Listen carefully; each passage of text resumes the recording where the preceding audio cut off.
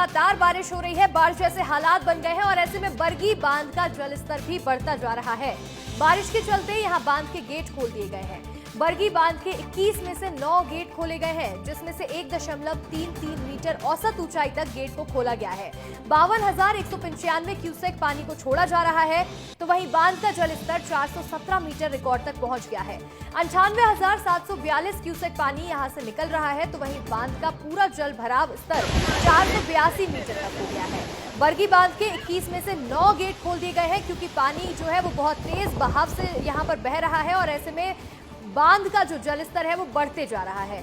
जबलपुर से तस्वीरें आपको दिखा रहे हैं, एक्सक्लूसिव तस्वीरें देखिए। जबलपुर के बरगी बांध की तस्वीरें हैं, जहां बांध का जलस्तर बढ़ते जा रहा था, तो ऐसे में ये गेट खोलने पड़े हैं। बरगी बांध के 21 में से 9 गेट खोल दिए गए हैं ताकि पानी दूसरी तरफ छोड़ दिया जाए। 9 गेट खोल दिए गए हैं। 1.33 मीटर औसत ऊंचाई तक के गेट को खोला गया है।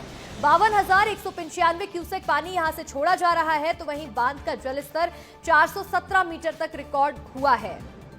अधिक जानकारी के साथ फोन कॉल पर हमारे सहयोगी दुर्गेश साहू जुड़ रहे हैं। दुर्गेश, जबलपुर में बहुत लगातार बारिश हो रही है, तेज बारिश देखने को मिल रही है और ऐसे में बरगी बांध के 9 गेट खोल दिए गए हैं।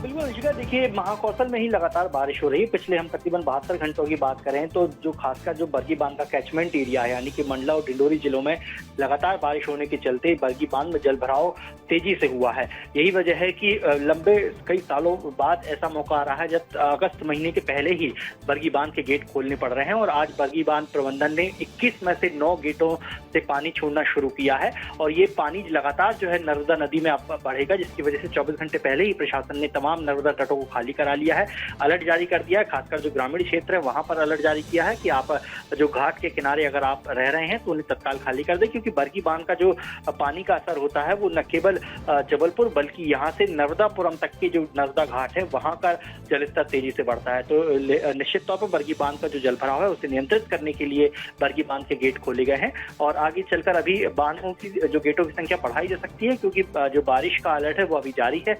जबलपुर समेत तमाम आसपास के जिलों में जो है लगातार बारिश हो रही है, तो निश्चित तौर पर फिलहाल जो बरगी बांध से इसी तरह जो है पानी छोड़ा जाता रहेगा। बिल्कुल, देखिए जो जलभराव की स्थिति है उसको नियंत्रित करने के लिए यहाँ पर बरगी बांध के गेट खोले गए हैं दुर्गेश। लेकिन देखिए बहुत तेज बारिश हो रही है जबलपुर में, तो ऐसे में लोगों का जीवन जिस तरह से अस्त व्यस्त हो रहा है उसके लिए प्रशासन क्या कुछ कर रहा है?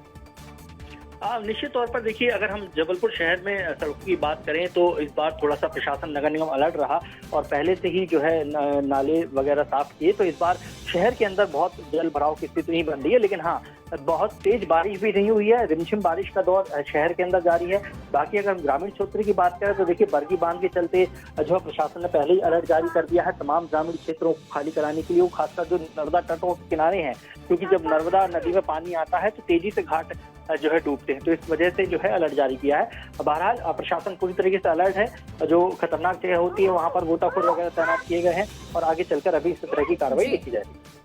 बिल्कुल बिल्कुल दुर्गेश, यहाँ पर देखिए प्रशासन इस बार पहले से ही अलर्ट मोड में रहा। जो लोगों के किनारे पर घर है उनको पहले ही यहाँ से घर को खाली करने के लिए कह दिया गया था और ऐसे में कई तरह के कदम भी उठाए गए हैं। आपका बहुत बहुत शुक्रिया जुड़ने के लिए दुर्गेश। आगे बढ़ेंगे और देखिए मध्य प्रदेश में लगातार बारिश से जनजीवन अस्त व्यस्त हो गया है। प्रदेश में जगह जगह नदी नाले उफान पर आ गए हैं और कुछ ऐसा ही नजारा दतिया जिले में भी देखने को मिला, जहां सिंध नदी में उफान आने से सेबड़ा का छोटा पुल टूट गया, जिससे 30 गांव का संपर्क जिला मुख्यालय से टूट चुका है।